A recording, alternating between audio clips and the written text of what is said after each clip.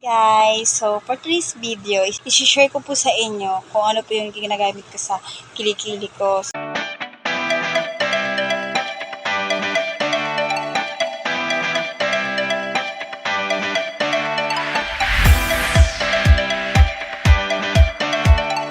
Guys, so for today's video, isi-share ko po sa inyo kung ano po yung ginagamit ko sa kilikili ko. So, ito po. Yung sunflower oil.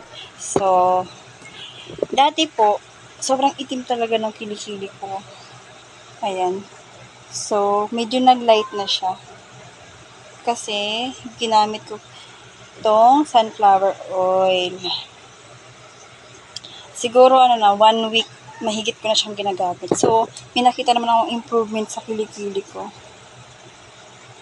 Kasi, since nung nagbuntis kasi ako, mangitim na talaga siya.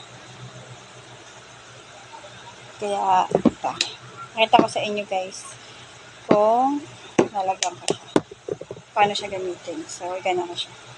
So, ayan. Ganyan lang. Massage nyo siyang kung ganyan. So, nakakatanggal din siya ng mga chickens doon, yung parang sa manok. Ayan. So, nagulat talaga ako kasi nag-light talaga siya. Shinare ko nga rin to sa mga kapatid ko, saka sa mama ko. So, ginagamit na rin nila itong ganito.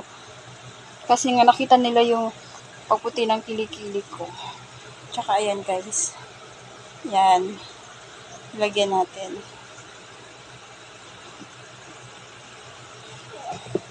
Papakita ko sa inyo yung kilikili ko noong hindi pa ako gumagamit nito. Makikita nyo yung improvement. Ayan. Kita nyo siya guys. Yan yung kilikili ko. Kasi since nung nanganak kasi, ay nagbuntis kasi ako sa first baby ko is nangitim talaga yung kilikili ko ng bongga.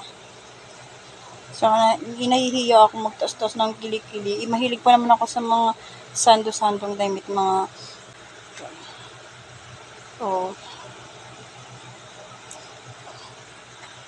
yan. So, medyo hindi na rin nakakahiya itaas din yung kilikili kasi medyo nagbago na rin siya.